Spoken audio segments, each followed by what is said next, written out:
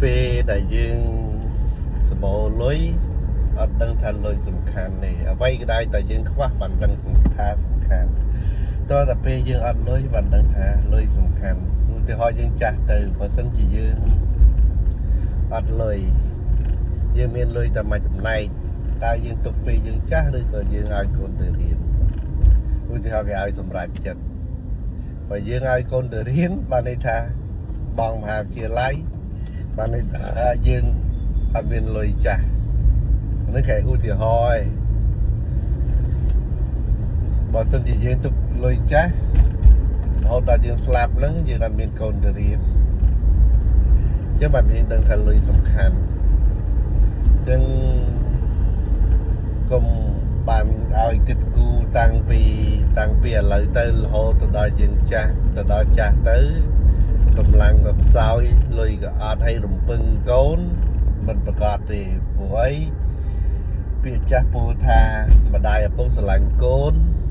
đôi chữ và bản đành tại mà đại côn sờ lạnh mà đại ở phục vinh đôi bè bài nòng chân mình men bị cha cái tập po lê anh đang chất vinh chân men côn chân chân cái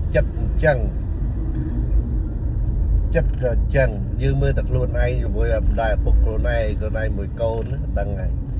tại bảo dương miền thiết cắt ở nhiềuច្រើនក៏សល់ច្រើនអាហ្នឹងយើងស្លាប់តែពួកយើងខ្លាំងហើយតែចំពោះតែមនុស្សប្រមាណអ្នកដែលប្រមាណភាគរយដែលស្រឡាញ់ឪពុកម្ដាយច្រើនវាមានតមានធក្នុងខ្លួនណាធកតញ្ញូកតវិទីមិនសុខចិត្តយើងស្រឡាញ់ទេចិត្តរបស់យើងយើងសំឲ្យយើងបាននឹងតើតែម្ដាយឪពុកយើងចេះបង្រៀនកូនពាក់ព័ន្ធមួយការដឹងគុណជាពិសេសផ្សារភ្ជាប់ជាមួយពុទ្ធសាសនាពិតប្រាកដណាមិនមែនពុទ្ធសាសនាតែរូបភាពពុទ្ធប្រយោជន៍ព្រហ្មញ្ញយកមកខ្លាយ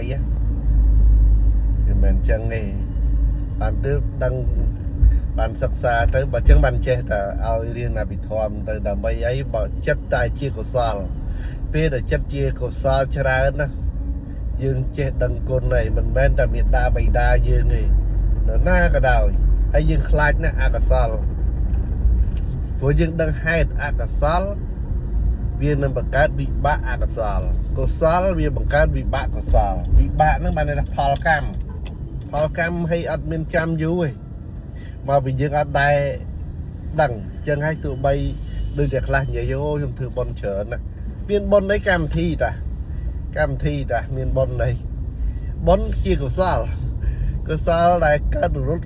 ភ្លាមមកកណៈតែគេថាអត់យល់ចឹងមកឲ្យរៀនមិនដឹងច្រើនយើងជាអកុសលច្រើនដើម្បីអីសន្សំជាកុសលបានសុខពេលបច្ចុប្បន្នហើយប្រាក់លោកយើងសុខទៀតយើងមិនមែនសុខតែបច្ចុប្បន្នទេហើយតែយើងអត់បានសំកុសលទេចាស់ទៅកូនអត់មកលេងក៏យើងទុកអីក៏យើងទុកអីក្រហើយចាស់ហើយ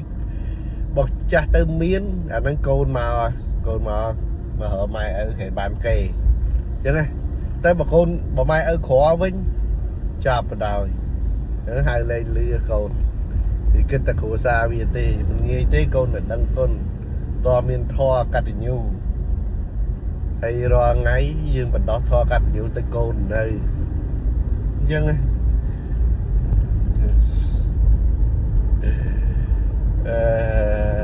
ចាឡៃមកចេញដល់ធម៌ទៀតចឹងមិនថាចង់និយាយអីក្បាលទៅបងចង់និយាយថាយើងត្រូវយើងចិត្តទុកដាក់ជាមួយហិរញ្ញវត្ថុសុខភាពចាស់ទៅបាត់ស្រឡាញ់សុខភាពក្មេងអត់ដឹងថាសុខភាពសំខាន់ទេតែចាស់បាត់ដឹងថាសុខភាពសំខាន់ហើយបងប្អូនត្រូវដឹងថាហេតុអីពុទ្ធឲ្យរាហុលអរិយទ្រព្យគឺជាអ្វីអរិយទ្រព្យគឺជាទ្រព្យដែលប្រសើរជាងគេក្នុងលោកទ្រព្យដែលប្រសើរជាងគេក្នុងលោកគឺនិព្វាននឹងឯងហើយធ្វើម៉េចបណ្ដាលនិព្វានវាមាន step មួយអូខេប៉ុណ្ណឹងចាស់